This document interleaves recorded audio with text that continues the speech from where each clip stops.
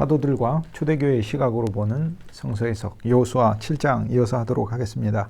아골골짜기에서 아간이 죽임을 당하였지요. 그리스도 예수의 십자가의 종교를 더 깊게 적용하는 것을 보여주고 있습니다. 여호수아 7장 아간이 죽임을 당한 여호수아 7장 앞장에 여리고가 무너진 것을 우리는 하나님의 말씀을 통해 확인합니다. 먼저 우리의 세상이 십자가에 못 박혔음을 우리는 알게 되죠. 그러나 본질적으로 우리가 만나고 생활하고 있는 이 옛세상만 그리스도 예수의 십자가에서 종결된 것이 아니라 우리 자신들도 아간으로서 그리스도 예수 안에서 주 예수와 함께 죽은 것을 저희들이 발견합니다.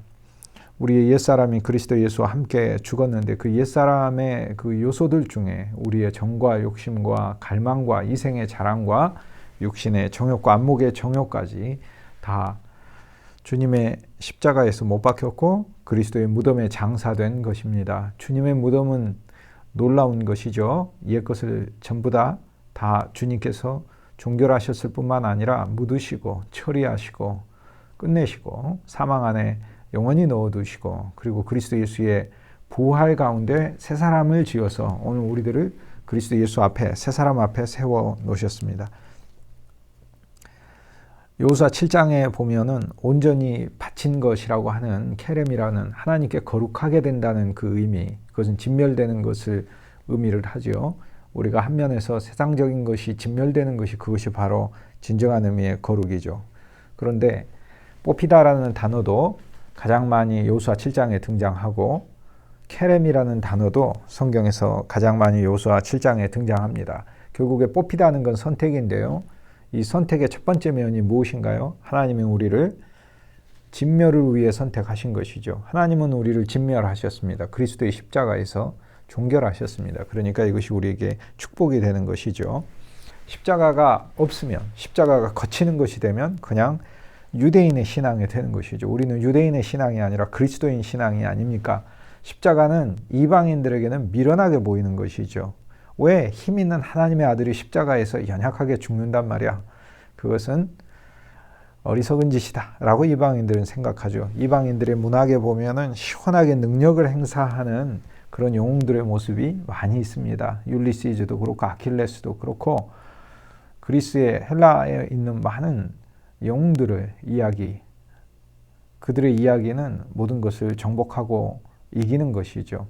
십자가를 말하지를 않지요. 그러나 주 예수님의 가장 큰 승리는요, 살아계실 때 5천 명을 먹이시고 죽은 자를 살리시고 병든 자를 낫게 하시는 그러한 사역이 아닙니다. 그리스도 예수의 가장 놀라운 사역은 십자가의 사역이고 가장 큰 능력은 십자가의 능력인 것입니다. 왜냐하면 하나님의 뜻에 그리스도께서 가장 깊게 순종하신 것이 십자가이기 때문에 순종의 능력을 보여주셨고 십자가로 성취하신 것은 그리스도께서 살아계실 때 당신이 우리들을 위해 하셨던 그 모든 것들을 초월하는 우주적인 공로를 이루신 것이다 라고 저희들이 보아야 하고, 그리고 우주적인 십자가의 그 공로 때문에 저와 여러분이 오늘 사는 것입니다. 먼지만도 못한 우리 존재를 위하여 예수 그리스도가 죽으셨는데 그리스도 예수의 피 한 방울은 우주보다 크죠. 우리는 우주에서 먼지만도 못한 존재고 예수님에게 있어서는 피 한 방울이 우주보다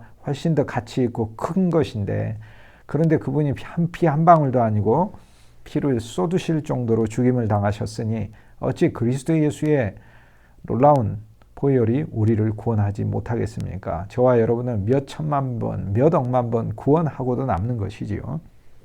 그러므로 우리가 그리스도 예수 안에서 그분의 공로에 의해서 구원받았다는 사실을 알고 이제는 주님이 우리를 그리스도의 신부로 삼고 새 예루살렘을 짓고자 하는 하나님의 왕국과 새 예루살렘을 짓고자 하는 이 일에 우리들이 부르심 받은 것이죠. 하나님께서는 아브라함을 불러서 세 가지를 말씀하셨지 않습니까? 제일 첫 번째 축복하시겠다고 하셨어요. 그래서 오늘 우리들은 그리스도 예수 안에서 축복의 믿음을 가져야 합니다. 기복신앙은 좋은 것입니다. 여러분, 하나님께 복을 구하지 않는 것은 그건 교만한 것입니다. 여러분이 무엇이 아무리 풍성해도 그것을 주님께 드리고 다시 하나님 앞에 가난한 자로 서시고 그리고 하나님께 하나님으로부터 오는 복을 구하십시오. 여러분의 눈물과 수고가 있었지만 그럼에도 불구하고 우리에게 있는 모든 것들, 소유, 나의 존재, 그리고 나의 자녀들, 가족들, 나의 지식들 전부 다 그리스도 예수께 드리고 주님 앞에서 우리는 늘 가난한 자가 되어 주님으로부터 새로운 지식을 달라고 구해야 하죠. 주님으로부터 받는 새로운 지식이 복이지요. 그것이 진짜 복이지요. 주님으로부터 받는 새로운 재물이 그것이 진짜 복이지요. 주님으로부터 받는 재물은 우리를 가난에서 구출할 뿐만 아니라 많은 이들을 섬기고 공개하는 일로 사용되게 하는 재물이 되고 주 예수의 이름을 알리는 재물이 되기 때문에 그것은 진정한 의미의 복이 되는 것이지요. 그냥 경제적으로 여유가 있게 되는 그런 복만 이야기하는 것이 아닙니다. 기복신앙에 십자가가 있어서 기복신앙이 필요한 것이고 또 십자가가 없다면 기복신앙은 미신에 불과한 것이죠. 그냥 내가 잘 살아야 되겠다라는 것이 되는 것이죠. 그리고 진정한 복은 그리스도 예수가 복입니다. 그렇기 때문에 우리는 진정한 복을 찾는 그리스도 예수의 참복을 얻는 기복신앙이 필요한 것입니다. 그러므로 기복신앙은 반드시 우리에게 있어야 합니다. 저는 초등학교, 중학교 때 모든 분들 다 그렇겠지만 어려운 환경에서 자라나면서 어느 날 라디오를 켰는데 유명한 하나님의 종들이 말씀하시는 그 내용들이 어린 저에게도 큰 소망이 되었습니다. 가난하고 힘든 가운데 나에게는 크나큰 그리스도 예수의 진리가 없었지만 그러나 주님을 믿고 하나님을 의지하는 마음이 있었는데요. 거기에서 들려지는 메시지는 하나님을 신뢰하는 자를 하나님께서 굶기지 않으신다라는 말씀이었어요. 이것이 얼마나 저에게 위로가 되었는지 모르고요.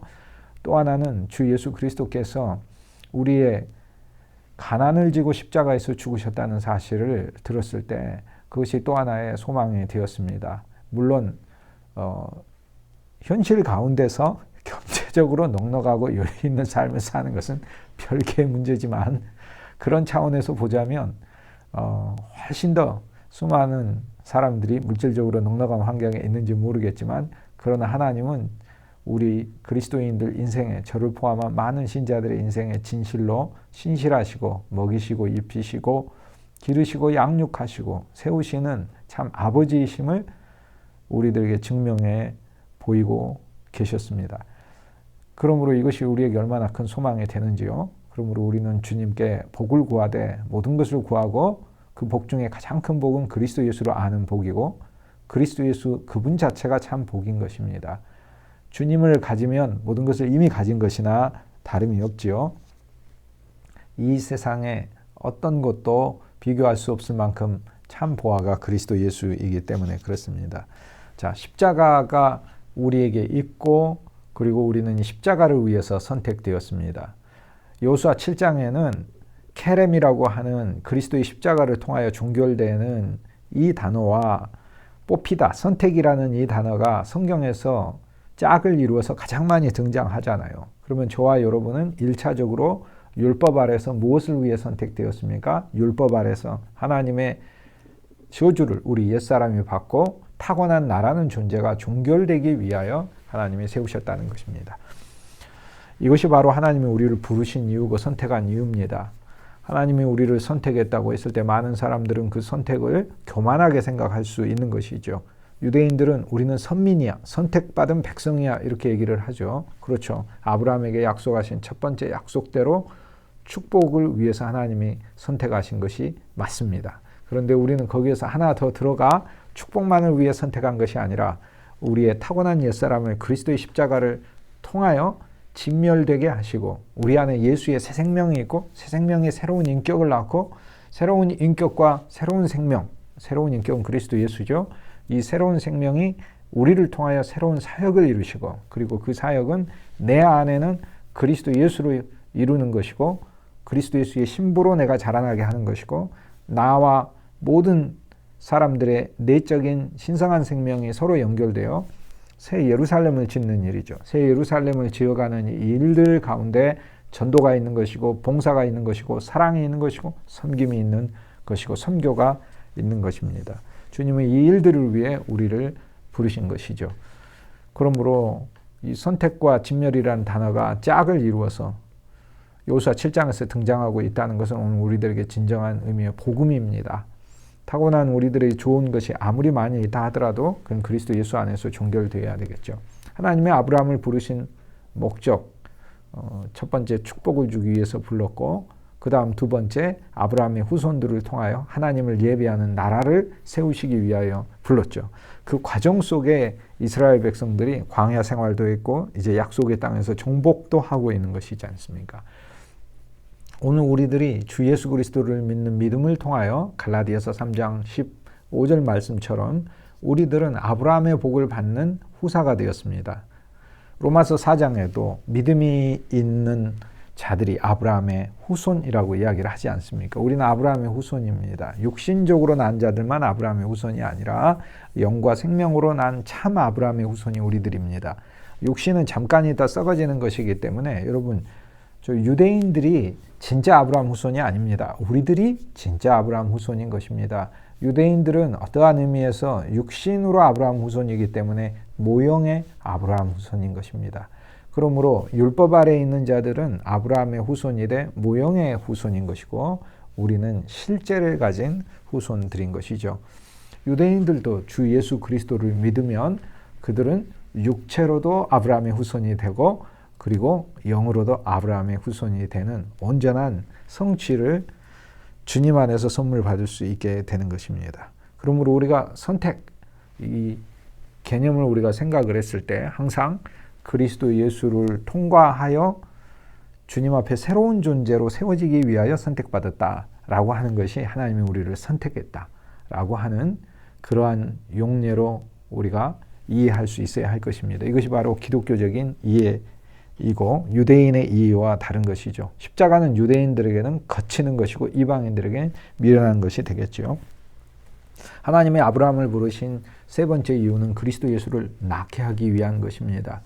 유대인이라고 하는 한 민족만 낳게 하시는 것이 아니라 이스라엘이라고 하는 한 국가만 태동시키기 위한 것이 아닙니다. 하나님께서는 그리스도 예수를 낳게 하셔서 구주 예수님을 통하여 만인을 구원하시고 이제 옛날에 다윗이 작은 예루살렘을 세웠지만 구주 예수님을 통하여 우주적인 새로운 예루살렘을 세우고자 하시는 것이 이것이 바로 하나님의 뜻이죠.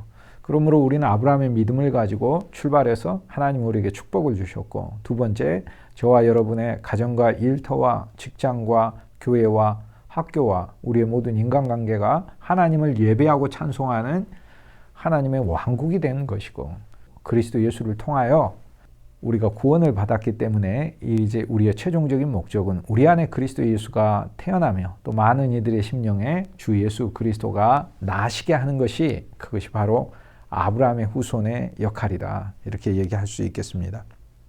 아간이 선택을 받게 되었는데 특히 대제사장이 우림과 둠밈을 가지고 무엇인가 선택할 때 골라야 할 때 썼지요. 우림과 둠밈이라고 하는 이 보석과 같은 돌을 가지고 히브리어 철자들에 비추면 거울처럼 역할을 하게 되죠. 프리즘처럼 빛을 투과해가지고 비추게 되면 그 중에서 철자 하나하나씩이 빛나게 되는 것입니다. 여기에서 아간을 뽑은 방법도 그러한 방식으로 우림과 둠밈을 통하여 뽑았다라고 생각을 할 수 있겠습니다. 출애굽기 28장 30절에 보면 하나님께서 아론에게 대제사장에게 우림과 둠밈을 판결 흉패 안에 넣어서 여호와 앞에 항상 소지하고 이것을 가지고 나아가게 하고 그리고 이스라엘 자손 앞에서도 이 판결 흉패 속에 있는 우림과 둠밈을 가지고 결정할지니라 라고 하나님 말씀하셨어요. 우리는 판결 흉패를 가지고 있어요. 우리는 판결 흉패를 우리가 살면서 만듭니다. 그렇죠? 우리가 자기 지식으로도 만들고 자기 가치관으로도 만들고 부모님께로부터 받은 거, 친구로부터 들은 거, 선생님으로부터 습득한 거, 알게 된 거, 깨닫게 된 거, 세상의 가치관들, 책에서 얻은 것들. 그래서 우리는 판결 흉패를 가지고 판결 흉패를 가슴에 붙이고 우리가 만나는 모든 일들을 우리는 판결합니다. 옳다 그르다로 제일 많이 판결하게 되죠. 그래서 많은 경우에 나는 옳고 너는 틀리고 또 어떤 경우에는 뭐 나는 틀리는 것을 인정을 하는데 또 그것을 지나치게 자학적으로 받아들여서 참다운 회개, 즉 그리스도 예수께 나아가는 그러한 회개가 없고 오히려 주님 안에서 자기 자신을 상하게 하는 회개로 나타나는 경우가 많습니다. 판결 흉패. 그러나 우리는 대제사장이신 그리스도 예수를 옷 입었기 때문에 대제사장의 실제도 만났지만 우리는 그리스도 예수로 옷 입었느니라. 갈라디아서 3장 말씀처럼 너희는 그리스도 예수로 옷 입었느니라. 그래서 그리스도 예수라는 옷을 입었고 우리가 갖춰야 될 채비 중에 하나가 판결 흉패가 있습니다. 그러므로 우리는 모든 일을 그리스도로 판단해야 이것이 맞는 것입니다. 그리스도의 시각과 그리스도의 눈으로 판단해야 맞는데 그리스도는요, 이방인들에게는 어리석고 거치는 것으로 보여지는 거죠. 특히 율법을 가진 사람들에게는 그리스도 예수는 무시되는 존재가 되는 것이죠. 율법을 가진 사람들은 그리스도 예수에게서 랍비밖에 보지 못합니다. 어떤 바리새인이 예수님께 와서 예수님은 내 생명이십니다. 예수님은 내 신랑이십니다. 예수님은 내 인격이십니다. 이렇게 얘기한 바리새인과 서기관이 있나요? 없습니다. 주님께서 바리새인이고 공회원인 니고데모에게 하도 못 알아들으니까 새로 태어나야 된다고 말씀하셨어요. 그래서 그리스도 예수의 영을 통하여 새로 태어나서 새로운 존재가 되는 것이죠. 그건 새로운 생명을 갖는 것이죠. 그러므로 우리가 그리스도 예수라는 판결 흉패를 갖는다 하더라도 율법 안에서 그리스도 예수를 본다면 예수님을 율법의 교사로밖에 이해하지 못한다는 것입니다. 그러나 우리가 주 예수님을 생명으로 안다면 우리는 생명이라는 판결 흉패를 가지고 있고 그리고 생명이라는 판결 흉패 속에 우림과 둠밈을 가지고 있는데 우림과 둠밈이라는 이 작고 이렇게 투과되어 보이는 유리처럼 구슬처럼 생긴 이 돌들을 가지고 히브리어 철자들 위에 태양빛이 비출 때 비추면 어떤 글자가 빛나게 되겠죠. 그것을 통해서 중요한 일에 대한 하나님의 뜻을 이스라엘이 발견하게 되었을 것이다. 그렇게 추정할 수 있습니다. 아간이 잡히게 된 과정도 마찬가지입니다. 그러한 방식으로 아간이 드러났을 것입니다. 그 이름이 드러났겠죠. 우림과 둠밈의 돌들을 이스라엘의 철자, 지파들, 각 지파의 이름에 되면은 그 중에 한 지파가 나오는 거죠. 유다 지파가 번쩍였을 것입니다. 이제 유다에 있는 많은 가문들 중에서 여러 가문들의 이름들을 놓고 우림과 둠밈을 그 위에다가 비추면 세라가 나왔을 것이고 그 다음에 삽디가 나오고 갈미가 나오고 아간이 나오는 것이지요.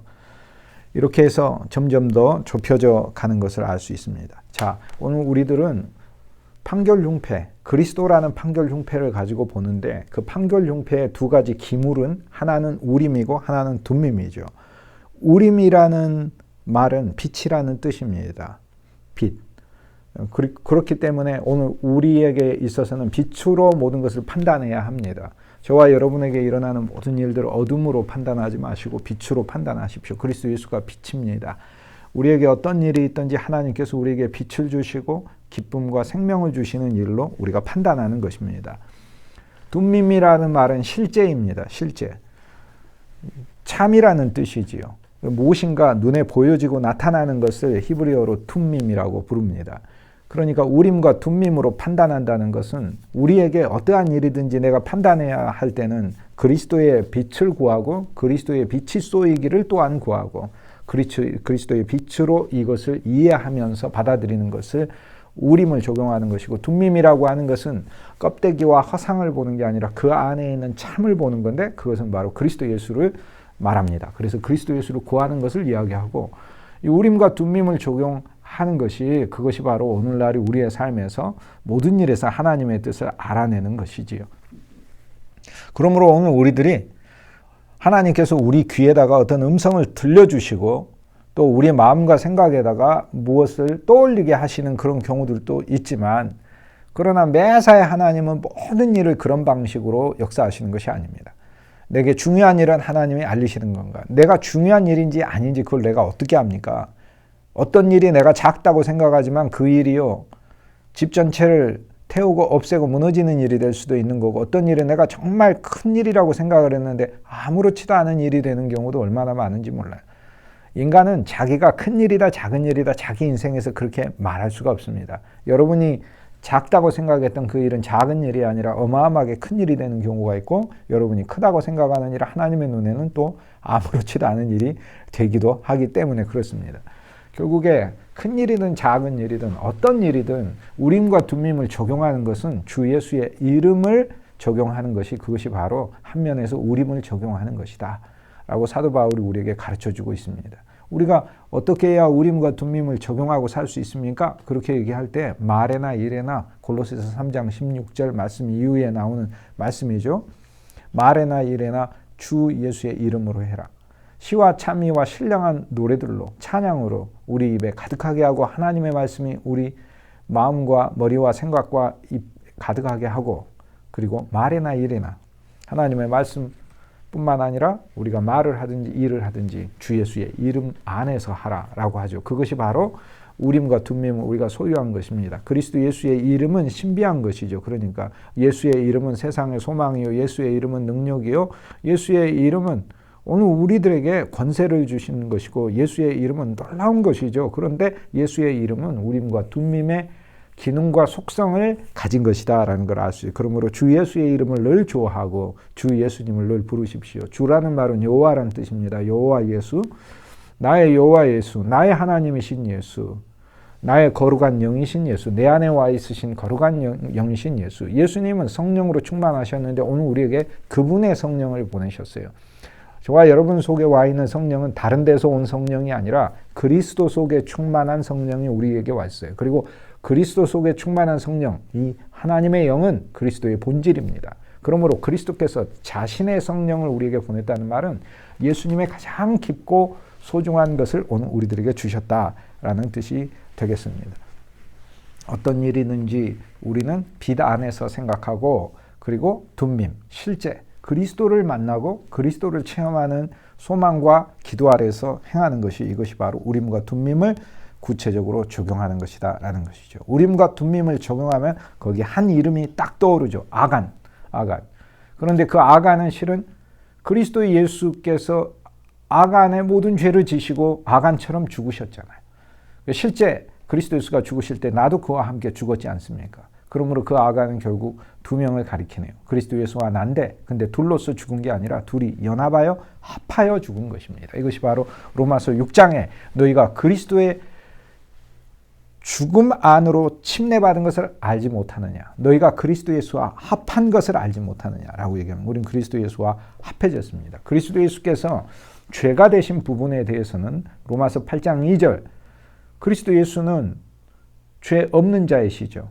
그러나 그리스도 예수를 죄로 삼으셨어요. 그의 육신 안에 죄를 정하셨죠. 이게 육신 안에 죄를 정한 게 로마서 8장 2절이고, 고린도후서 5장 21절에는 죄를 알지도 못하는 자를 죄로 만드셨어요. 갈라디아서 3장 13절에서는 그리스도 예수가 저주가 되사 십자가에 못 박히셨어요. 그분은 저주 자체가 되셨어요. 왜냐하면 그분이 저주 자체가 되어 우리의 저주가 그분 안에 다 옮겨지고 다 전가되고 그분이 다 지셨기 때문에 오늘 우리들에게는 제로가 남는 거죠. 그분이 다 가져갔으니까, 부정적인 거. 근데 제로만 남으면 안 되죠. 예수님 안에 본래 있던 지혜와 거룩과 의와 빛과 생명과 하늘에 속한 모든 좋은 것은 나에게 다 부어주고 계시죠. 그래서 이 위대한 교환이 그리스도 예수 안에서 일어난 것입니다. 얼마나 감사합니까? 우림과 둠밈을 적용하면 언제나 우리 자신은 아간으로 드러나고 오늘 우리 속에 있는 새로운 생명이신 그리스도 예수만 남는 것입니다. 갈라디아서 2장 20절에 보면 내가 그리스도 예수와 함께 십자가에 못 박혔나니 그런즉 이제 내가 산 것 아니요 오직 내 안에 그리스도 예수께서 사신 것이라 라고 얘기하죠. 많은 사람들이 이것을 고백으로 이해를 하고 있는데 이거 바울의 고백이 아닙니다. 바울은 하나님의 말씀 선포를 우리에게 말하고 있는 것입니다. 주 예수 그리스도를 통하여 오늘 우리에게 일어난 사건은 우리가 그리스도 예수와 함께 진짜 죽었다는 것이고, 믿는 자들은 이제 더 이상 그들이 사는 게 아니라 그들 안에 그리스도가 그들의 인생을 살고 계심을 말하고 있습니다. 그런데 오늘 우리들의 옛사람은 그리스도 예수의 십자가에서 이미 못 박혔는데요. 우리 옛사람은 이미 못 박혔습니다. 그러면 오늘 우리 안에 새 사람이 살고 있죠. 그 새 사람은 그리스도 예수죠. 오늘 우리의 자아는 그리스도 예수죠.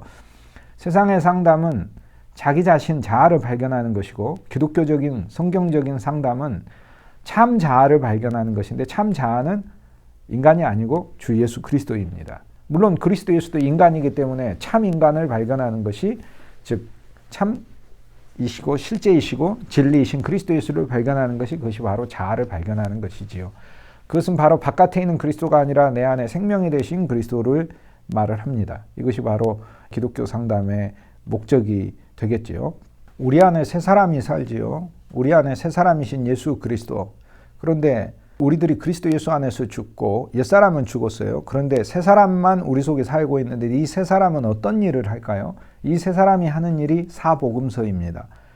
그리고 성경 전체에 나와 있는 믿음의 사람들입니다. 즉 이 세 사람은 아브라함의 일을 하고 이삭의 일을 하고 야곱의 삶을 삽니다.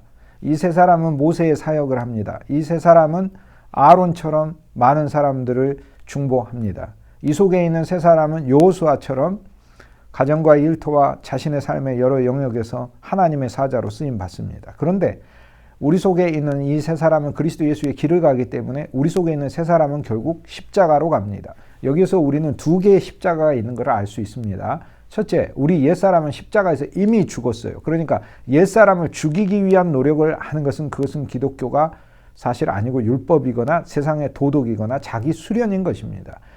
우리의 옛사람은 그리스도 예수와 함께 죽었어요. 그런데 우리 새 사람은요, 십자가의 길을 갑니다. 즉 십자가를 향해 갑니다. 그렇기 때문에 오늘 우리들은 나의 정욕과 나의 욕심을 못 박기 위하여 사는 게 아니라 그건 이미 못 박았고요. 못 박혔고 그리고 이미 종결되고 끝났고요.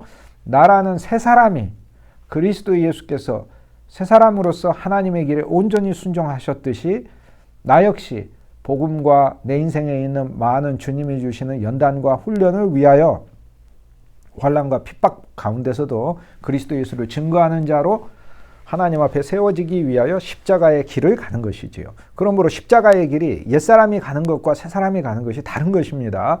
옛사람은 십자가에서 이미 종결된 거고요. 우리는 새사람으로서 그리스도께서 십자가의 길을 갔듯이 가는 것입니다. 여러분, 그리스도 예수는 언제나 새사람이셨어요. 요한복음 11장에 예수님께서 뭐라고 말씀하셨어요? 나사로가 죽었을 때 이미 찾아가셔서 나사로를 부활시키기도 전에 주님 당신 자신도 부활하시기도 전에 주님은 나는 부활했다가 아니라 나는 생명이요 부활이다. 나는 부활이요 생명이니 라고 이미 선언하셨어요. 누구든지 나를 믿는 자는 살겠고 살아서 믿는 자는 즉 생명을 가지고 그리스도 예수 안에 있는 자는 영원히 죽지 아니하리라. 우리를 죽음이 없는 존재로 만들었잖아요. 우리 육신의 죽음은 참 죽음이 아닌 거죠. 영원한 생명이 우리의 사망을 삼켜버렸기 때문에 그렇습니다. 결국에 그리스도 예수는 이미 살아계실 때도 부활이셨어요. 마찬가지로 그분은 언제나 새 사람이셨어요. 그분은 죄가 없는 사람이요 깨끗한 사람이요. 그분은 이 땅에 오실 때도 새 사람이셨고 세례를 받음으로 다시 새 사람이 되셨고 십자가에서 죽으시고 무덤 안에서 하나님의 사람으로 주님과 우리가 새 사람으로 또 지어질 때 그때 또 새 사람이 되셨고 그리스도 예수는 부활 이후에 또 새 사람이 되셨습니다. 그러므로 오늘 우리들에게는 이미 우리의 옛사람은 십자가에서 못 박혔다는 것. 그러나 우리 속에 있는 그리스도 내 참자 그분은 십자가의 길을 걸어가는 것. 그것이 바로 나의 인생이라는 것이에요. 그렇기 때문에 이것이 선명하게 우리에게 구분돼야 됩니다. 그러므로 여러분 안에 있는 모든 것이 일부러 여러분이 노력하여 십자가에 못 박기 위해서 그렇게 가는 것이 아니고 이제 우리에게 남아있는 십자가는 복음을 위하여 지는 십자가, 그리스도의 남은 고난을 내 육체에 채운다고 하는 바울의 그 고백처럼 주를 증거하고 주님의 뜻 안에서 살면서 그리스도인이 당하는 그 고난은 그것은 마땅한 것이고 하나님이 주시는 축복인 것이지요. 우리가 모든 것이 형통한 가운데서도 사람들에게 우리가 기쁘다라는 걸 보여줄 수도 있겠지만 즉 하나님을 믿으니 내가 이렇게 형통하다라는 걸 보여줄 수도 있겠지만 어떤 경우에는 세상적인 의미의 형통함이 그렇게 느껴지지 않는 경우가 있습니다. 어떤 경우에는 또 내 육신이 세상 사람보다 훨씬 더 약한 경우도 있고 또 어떤 경우에는 내가 가진 소유나 형편과 지위와 신분이 현저하게 부족하고 모자란 경우도 있습니다. 그때 내가 해야 할 일은 아간처럼 내 장막에다가 내가 가지고 있는 어떤 그것들을 소중하게 생각하여 감춰둔 그런 것이 아니라 오히려 우림과 둠밈을 적용하여 이런 요소들은 폭로되고 나와야 되고 오히려 내게 세상적으로 형통하지 않은 것처럼 보이는 그 환경에서도 나는 그리스도와의 관계가 형통하고 주님 때문에 기쁘다라는 것을 보여주고 간증하는 것이 이것이 바로 살아있는 간증이죠. 이것이 바로 우리가 부르는 찬양, 가장 즐겨 부르는 찬양의 가사인 거죠. 세상과 나는 간대없고 구속한 주만 보이도다 라는 것이죠. 이것은 우리가 무엇이 형통하고 세상적으로 무엇을 많이 갖고 그리고 내 몸이 건강할 때만 부르는 것이 아니고 내가 연약하고 많은 경우에 난국과 어려움에 처하여 있다 할지라도 진정으로 세상과 나는 간 곳이 없고 구속한 주만 보이는 것 이것이 나의 간증이요, 이것이 나의 찬송일세인 것이죠. 오늘 우리들이 간증한다고 하면서 승리의 소식들을 사실상 세상에서 무엇인가 해결된 것들을 중심으로 많이 증거하는데, 오늘 우리들의 간증은 1년 365일 매 순간마다 그리스도 예수 안에서 나의 기쁨과 평강, 그리고 하나님을 신뢰하는 나의 믿음이 드러나고 흘러나는 것이, 이것이 바로 진정한 의미의 간증이다라고 이야기를 할 수 있겠습니다. 여호수아 7장에 보면은 아이성을 공격을 해서 이스라엘 백성들이 공격해서 실패를 하게 되죠. 그들이 실패하는 것은 하나님 안에서 자신들이 감춘 것이 있기 때문에 실패하지 않습니까? 마찬가지입니다. 오늘 우리들이 살면서 우리들의 어떤 부분까지는 우리가 승리를 합니다. 그러나 우리가 영적으로 패배하는 것 중에 하나는 하나님보다 더 사랑하는 것이 있을 때 우리는 영적으로 패배할 수밖에 없다라는 것을 알고 있습니다. 그러나 그러한 과정에서도 여호수아가 다 분별해내고 여호수아가 다 처리하듯 오늘 우리에게는 우리 안에 주 예수님이 계셔서 우리 속에 내 사모하는 것까지 그분이 다 취하시고 가져가시고, 그 대신 우리는 주여 내가 사모하고 좋아하는 것을 주님이 다 가져가셨으니 내게는 주님의 생명을 더 주소서, 주님 당신 자신을 나에게 더 부어주소서, 주님 당신이 내 안에 더 조성되소서라고 우리는 주님께 구할 수 있는 것이지요. 그리스도 없이 아이성을 공격한 어리석은 신자들의 모습을 우리가 여호수아 7장에서 발견을 합니다. 어떤 일이든지 주 예수의 이름 안에서 하는 것이죠. 여호수아하고 아무런 전략도 의지하지도 않고, 그리고 여호수아에게 오히려 자신들이 어떻게 하겠다고 일방적으로 통보하고, 그렇게 이들은 떠났습니다. 자신들이 스스로 군대를 조직해가지고 떠났습니다. 여기에 여호수아하고 대화할 때요, 여호수아가 항상 지금까지 여호수아서에는 여호와께서 여호수아에게 명령하시고 또 여호수아는 백성들에게 명하였더라 이렇게 돼 있잖아요. 그런데 여호수아 7장에 보면은 거기에 나와 있는 그 히브리어 성경 원문이나 히브리어 성경을 헬라어로 번역한 70인용의 구약 그 여호수아 7장의 원문들을 보면 사람들이 하는 말은 오히려 그들이 여호수아에게 명령하고 있습니다. 그렇기 때문에 이 여호수아의 주권을 인정하지 않는 그런 뉘앙스가 여호수아 7장에 이스라엘 백성들이 여호수아에게 와서 하는 말들 가운데 내포되어 있습니다. 즉 자신들의 뜻과 계획대로 할 테니까 당신은 그리하시오라는 의미인 것이죠. 그래서 가가지고 36명이 죽었어요. 어떤 의미에 있어서 보면은 적게 죽은 거다 이렇게 생각할 수도 있고, 어떻게 보면 많이 죽은 거다 이렇게 볼 수 있죠. 여호수아 7장에서는 이스라엘 백성이 아간의 문제 때문에 아이성과의 전투에서 패배하지만 여호수아 8장에 있어서는 승리하잖아요. 그런데 여호수아 8장에서는 아이성에서 12,000명이나 쓰러져 엎드려 죽기 때문에 아이성의 피해에 비하면 이스라엘 백성들의 피해는 36명이니까 적을 것 같이 보이지 않습니까? 36명은 영적인 수입니다. 36명은 6이 6개가 되는 게 36명이죠. 즉 육신적인 죽음을 나타내고 있습니다. 여호수아 이름이 여호수아 6장에 보면 여리고가 무너지고 온 땅에 퍼졌는데 그 이름을 무시하고 이스라엘 백성들이 자신들만 스스로 갑니다. 그러므로 36명의 죽음, 결국 1%의 희생을 가져왔지만, 그러나 그것은 36명이라고 하는 숫자 자체가 정확하게 나와 있는 것을 통하여 하나님께서는 큰 숫자에 비해서도 36명이 한 면에 있어서 굉장히 큰 피해다, 즉 1%가 전사하였지만은 하나님의 눈으로 보자면 이스라엘 백성의 1%는 세상 사람들 12,000명과 같은 것이다 라고 주님은 보고 계시는 거예요. 나와 여러분 하나님 그렇게 귀하게 보십니다. 저와 여러분이 주 예수님을 믿는데 이 세상 사람들과 하나님은 동일하게 여기지 않습니다. 하나님은 공평하신 하나님만 있는 게 아니고요, 나는 야곱은 사랑하고 에서는 미워하였다 하는 특별하신 하나님도 우리에게 임해 계신 것을 발견해야 할 것입니다. 하나님은 특별하신 하나님이에요. 공평하게 다 나눠주는 하나님만 성경 가리키는 게 아니에요. 하나님은 공평한 하나님만 있을 뿐 아니라 더 특별한 하나님이 있고, 가지지 못하고 불쌍한 자에게 더 부어주시는 후하신 하나님도 있어요.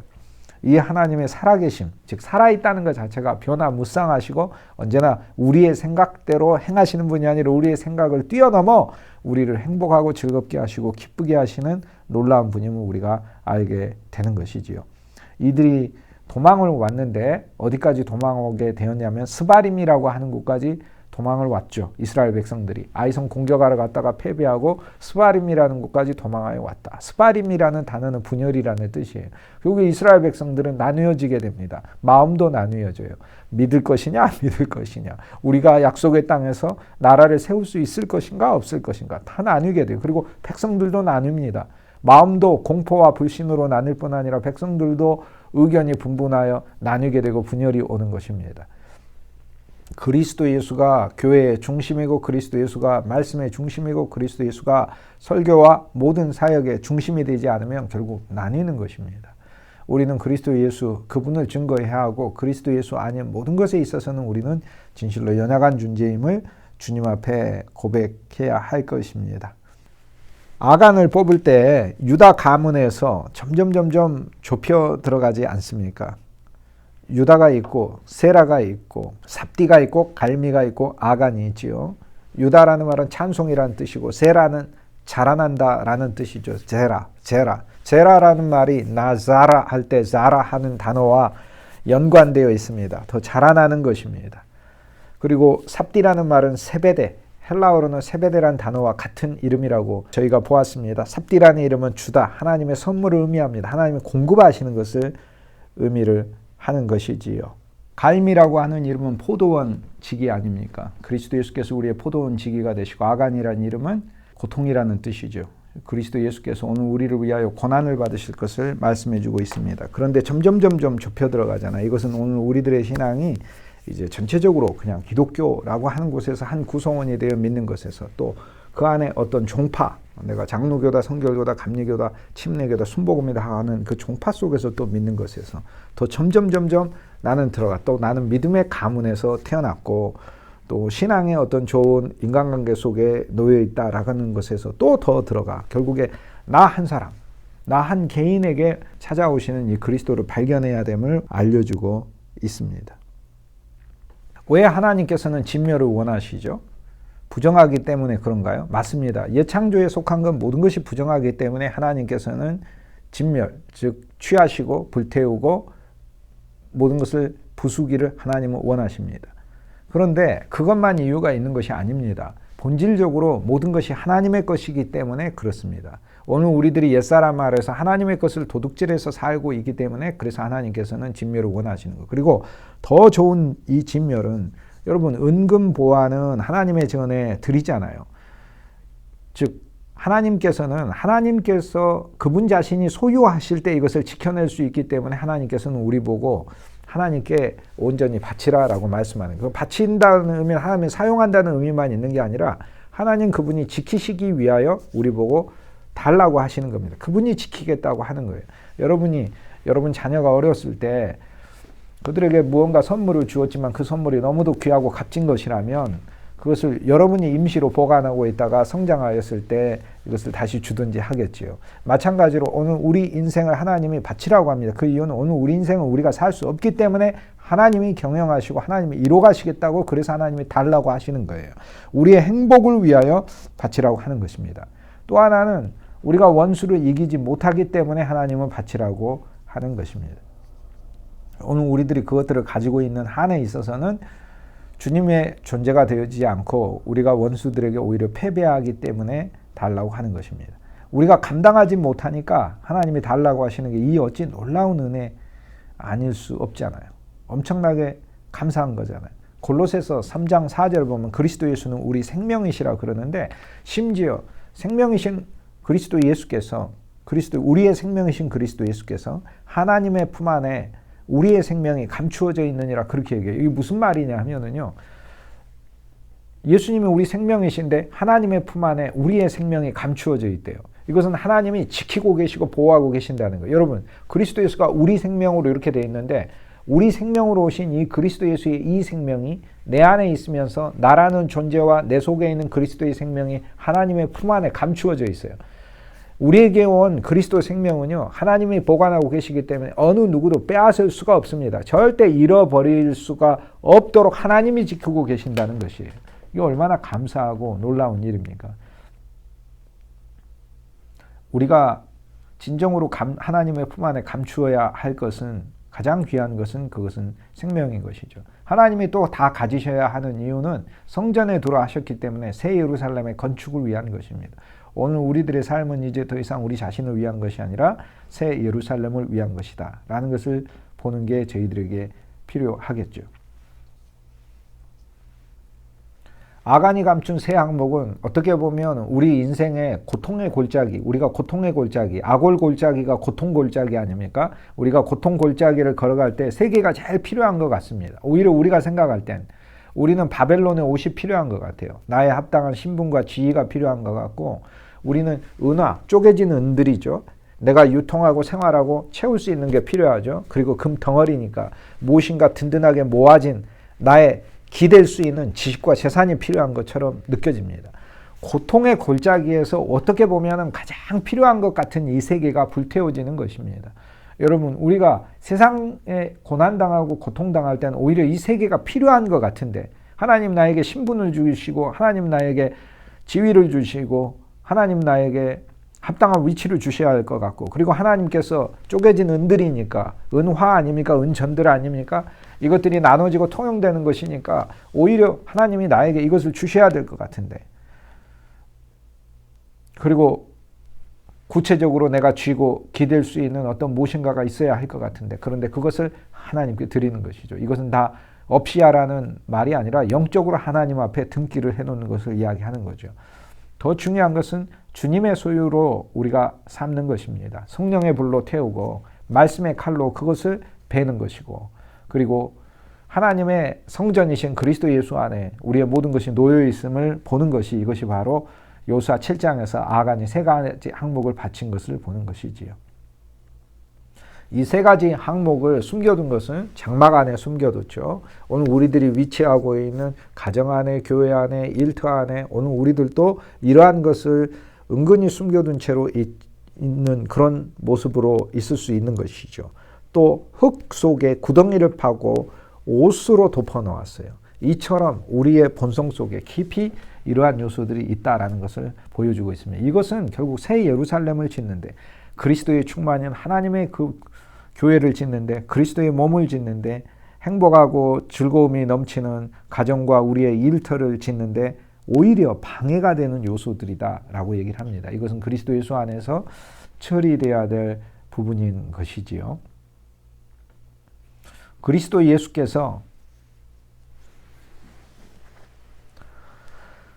모든 항목으로 요수아 7장에서 나오시는데, 여기에서 아간은요, 그 조상으로 올라가면 유다 지파에서 나오지 않습니까? 근데 유다에게서 세라가 났죠. 세라에게서 삽디가 나오고, 삽디에서 갈미가 나오고, 갈미에서 아간이 나오는데요.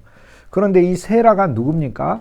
여러분, 유다는 원래 아들이 셋이 있었는데, 세 명이 있었는데 그 중에 두 아들이 죽고 또 막둥이 아들이 살아남아 있었죠. 그런데 이 첫 번째 아들의 아내였던, 즉 유다의 며느리였던 다말에게 유다가 자기 아들을 주지 않게 되자 며느리 다말이 속임수를 내요. 꾀를 내요. 유다와 시아버지와 관계를 갖게 되죠. 그렇게 해서 태어난 아이가 두 명이 있는데 베레스와 세라 아닙니까? 베레스, 쪼개고 나왔다라는 뜻이고, 세라는 쪼개고 나온 게 자라난다라는 뜻이에요. 그래서 두 아이가 나오는데, 쌍둥이가 나오는데, 하나는 베레스고 하나는 세라입니다. 자, 아브라함이 이삭을 낳고, 이삭은 야곱을 낳고, 야곱은 유다와 그의 형제들을 낳고, 구약 성경에 나오는 믿음의 사람들을 예수님과 연결시켜서 마태복음 1장에 설명을 하죠. 그 다음 유다에 대해서는 뭐라고 얘기합니까? 유다는 다말에게서 베레스와 세라를 낳고, 이렇게 두 명을 낳았다고 이야기를 해요. 그런데 이 말씀을 보면 사실 베레스만 낳고 이래도 돼요. 베레스만 낳고. 왜냐하면 아브라함이 이삭을 낳고, 이삭은 야곱을 낳고 이렇게 되는데, 아브라함이 이삭만 낳은 게 아니라 아브라함은 이삭과 이스마엘을 낳고, 그리고 이삭은 야곱을 낳고, 이렇게 안 돼 있잖아요. 아브라함이 이삭을 낳고 이렇게 돼 있죠. 그 다음에 이삭은 야곱과 에서를 낳고, 그리고 야곱에게서 유다와 형제들을 낳고, 이렇게 안 되어 있습니다. 그냥 아브라함이 이삭을 낳고, 이삭은 야곱을 낳고, 야곱은 유다와 형제들을 낳고, 유다는 다말에게서 베레스를 낳고 이렇게 해야 되는데 베레스와 세라를 낳고라고 되어 있잖아요. 베레스와 세라를 낳았는데 이 베레스를 통해 그리스도 예수가 태어나시게 됩니다. 베레스는 헤스론을 낳고 헤스론은 람을 낳고 람은 아미나답을 낳고 아미나답은 나손을 낳고 나손은 살몬을 낳고 살몬은 보아스를 낳고 보아스는 오벳, 오벳은 이세, 이세는 다윗, 다윗은 솔로몬을 낳죠. 솔로몬은 르호보암, 르호보암은 아비야를 낳고 아비야는 아사를. 계속해서 예수 그리스도의 족보가 마태복음 1장에 설명되면서 나오는데 거기에서 유다에게서는 두 아들이 다말에게서 태어났는데 하나는 베레스고 하나는 세라란 말이에요. 근데 베레스에게서는 그리스도가 태어나요. 근데 세라는 무엇을 의미하느냐? 세라에게서는 그리스도의 사역을 나타내고 있어요. 세라가 여기에 성경에서 다말에게서 태어난 유다가 다말에게서 얻은 아들 베레스와 세라에서 베레스의 가문은 계속해서 소개가 되는데 베레스의 후손 보아스도 나오고 베레스의 후손 다윗도 나오고 베레스의 후손 솔로몬도 나오고 계속해서 나오는데 그런데 세라의 이야기는 성경에 여기에만 나옵니다. 여기에만 나옵니다. 세라 창세기 38장에 유다에게서 태어났던 세라의 이야기가 여기에만 등장하는 것이에요. 실은 세라가 홍사를 메웠잖아요. 창세기 38장 28절을 보면 다말이 해산할 때 아이가 먼저 나오니까 쌍둥이 중에서 이 아이가 먼저라는 것을 나중에 확인하기 위하여 홍색실을 가져다가 오른손에다가 맸잖아요. 산파가 맸는데 근데 그 아이가 손을 다시 엄마 뱃속으로 들어가 버렸어요. 그리고 나서 그 아이가 나왔어요. 그래서 내가 어찌하여 먼저 터뜨리고 이렇게 나오느냐. 페레스 터뜨리고 나온다 해서 베레스가 아우임에도 불구하고 실제는 이제 손이 먼저 나왔으니까 세라가 형이지만 베레스가 아우임에도 불구하고 장자의 역할을 맡게 되는 것이지요. 그리고 그의 형, 즉 손을 먼저 나왔다가 다시 아우에게 베레스에게 출생의 순서를 양보한 세라가 홍색실을 매게 되죠. 그의 이름을 세라라고 불렀더라. 이제 터뜨리고 나오고 그 다음에 자라나는 자다라는 것을 이야기를 합니다. 자, 그리스도 예수께서는 베레스를 통하여서는 출생하시고 세라를 통하여서는 자신의 십자가의 사역을 여기 아간의 죄를 지시고 아간과 같은 죄가 0.00001%도 없으신 분이 그분 안에 아간의 죄를 100% 지시고 누구의 죄예요? 우리 죄를 짊어지시고 아간의 모습으로 죽으실 그 사역을 여기에서 이야기하고 있습니다. 그래서 세라의 손에 홍색실을 메고 있는데 이것은 세라의 후손이 그리스도 예수의 사역을 나타낼 것을 보여주고 있고 그리스도 예수의 보혈로 그리스도 예수의 죽음으로 구원을 얻을 것을 알려주고 있습니다. 베레스의 가문은 이후로도 계속해서 성경에 등장하잖아요. 성경의 주역이 돼요. 세라 가문은 유일하게 여호수아 7장에만 나오게 됩니다. 근데 이것이 바로 그리스도의 두 면이죠. 베레스를 통하여서는 생명의 그리스도와 새로운 민족이 나올 것을 보여주고 먼저 손을 내밀었던 세라를 통하여서는 구속의 그리스도가 나올 것을 알려주고 있습니다. 아간을 여호수아가 뭐라고 부르냐면 여호수아 7장에 내 아들아 라고 얘기해요. 다 고백하고 하나님께 영광을 돌리라 라고 얘기를 해요. 근데 이것이 바로 하나님께 영광을 돌리는 겁니다. 주님, 나는 연약하고 부족합니다. 그러나 나는 주님이 필요합니다. 나는 예수님이 필요합니다. 주 예수님을 절대적으로 필요합니다. 라고 이야기하는 게 하나님께 영광 돌리는 거예요. 그리고 내 아들아 라고 부르면서 여호수아가 아간에게 하는 그 음성 속에 하나님의 율법 아래서 비록 저주로 죽지만 새로운 생명을 가진 이스라엘 백성들이기 때문에 이 죽음조차도 하나님의 양들의 재물들의 죽음 아래서 죽는 우리들의 죽음을 예표하고 있는 것이죠. 그러므로 아들아라고 하는 말씀은 우리에게 성취되는 것입니다. 우리는 옛사람이 죽고 내 아들아라고 부르시는 하나님의 음성을 통해 하나님의 자녀로 우리가 다시 태어나게 됩니다. 아간에게 여호수아가 여호와께 풀어놓아라 라고 얘기를 합니다. 네가 감춘 것들을 풀어놓아라 라고 얘기를 해요. 그리고 네가 무엇을 잘못했는지 풀어놓아라 라고 합니다. 전시하라는 말이에요. 풀어놓아라는 말, 전시하라는 말이에요. 맞습니다. 우리는 어떠한 거든지 그냥 하나님께 전시합니다. 사람에게는 다 보여주기 힘들어도 하나님께는 다 전시하는 것입니다.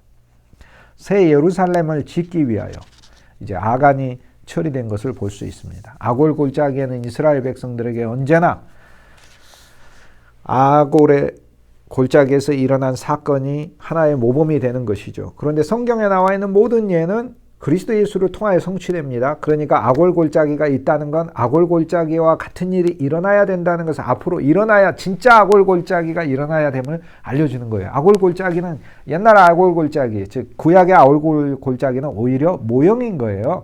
쉽게 얘기해서 이스라엘 백성들이 출애굽을 했지 않습니까? 구약의 출애굽, 이스라엘 백성들 소수가 애굽에서 나온 것은 그건 모형이에요. 작은 사건이에요. 큰 출애굽을 가리키기 위한 하나님의 모형인 거예요. 작은 사건이에요. 큰 출애굽, 예수 그리스도를 통하여 세계 만민이 죄악 가운데서 하나님의 의로 거룩으로 오는 것이고, 멸망 가운데서 구원으로 오는 것이고, 저주 가운데서 축복으로 오는 것이고, 어둠에서 빛으로 오는 것이고, 사망에서 생명으로 오는 놀라운 출애굽을 하나님이 가르치시기 위하여 구약의 출애굽을 모형으로 씁니다. 그러니까 구약의 출애굽이 진짜가 아니고 신약의 출애굽이 진짜고, 구약의 출애굽은 진짜 출애굽을 가리키기 위한 모형입니다. 역사적으로 일어난 사실이지만 우주적으로 일어난 것은 신약의 출애굽인 것이죠. 구약의 사건이 우주적으로 일어난 게 그리스도 예수 안에서 나온 겁니다. 구약에 아브라함이 있으면 신약에 아브라함이 있어야 된다는 걸 보여주고, 구약에 이삭이 있으면 이삭이 있어야 된다는 걸 보여주고, 구약에 이삭이 제단에 바쳐지는 게 있으면 어떤 한 분이 와서 당신 자신이 제단에 바쳐질 것을 보여주고, 구약에 야곱이 있다면 어떤 한 분이 그 야곱처럼 험한 인생을 살면서 아들들을 얻을 것을 보여주고, 고생하여 신부를 얻을 것을 보여주고, 어떤 한 분의 삶을 전부 다 가리키고 있어요. 그래서 아골골짜기가 있다면 우리는 신약의 아골골짜기, 그리스도 예수께서 십자가에 못 박히신 죽음의 골짜기가 있다는 것을, 갈보리의 골짜기가 있다는 걸 우리는 발견하지 않습니까?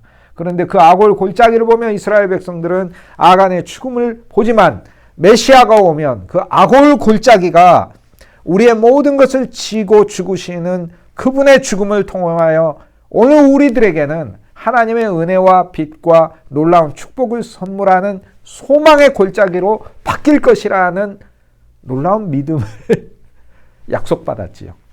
그래서 아골 골짜기가 호세아서에 나옵니다. 호세아서 2장에 보면 호세아 선지자가 도망가버린 타락한 아내를 불러서 2장 14절에 보면, 보라 내가 그녀를 타일러 거친 들로 데리고 가서 말로 위로하고 라고 돼 있어요. 막 화내고 그런 게 아니라 타이르고 거친 들에서 얼마나 고생하였는가, 죄악의 본성으로 인하여 얼마나 힘들었는가라고 하면서 위로하면서 이 모든 것을 치료하고 모든 것을 새롭게 하실 분은 하나님이시라는 사실을 알려주며 호세아가 다시 아내를 데리고 오잖아요. 그런데 호세아 2장 15절에 보면 거기에서 바로 그 거친 들에서, 그녀에게는 아골 골짜기였지만 2장 15절에 비로소 그의 포도원을 그에게 주고 그녀에게 주고, 아골 골짜기와 같았던 그런 곳이 이제는 소망의 문이 열리게 되는 장소가 된다는 것. 그러므로 그리스도의 십자가에서 우리의 소망의 문이 열린 것이지요. 그리고 얼마나 감사합니까? 아골 골짜기로 소망의 문을 삼아주리니 그가 거기서 응대하기를 어렸을 때와 애굽 땅에서 올라오던 날과 같이 하리라. 어렸을 때 새로 태어난 새 생명을 가진 사람으로서 하나님이 우리를 그렇게 삼으신다는 것이고, 애굽에서 나오던 때와 같다라고 하는 것은 죄악과 사망과 바로의 압제 아래서 신음하고 죽어가던 인생에서 하나님이 우리를 구출하여 주셔서 새로운 소망과 비전을 가지고 하나님 우리를 축복하실 것이라는 놀라운 믿음 아래 하나님을 향해 달려가는 것과 같다라고 하는 말씀인 것입니다. 얼마나 감사한 말씀인지요. 그리스도의 십자가의 골짜기가 오는 우리들에게 아골골짜기지만 거기에 소망의 문이 열렸습니다.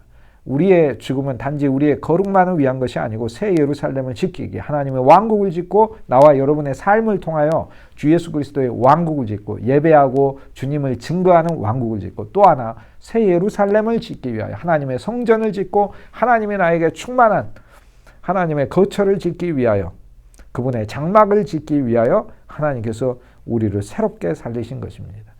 주님께서 이루신 이 모든 역사를 찬송할 수밖에 없습니다. 감사합니다.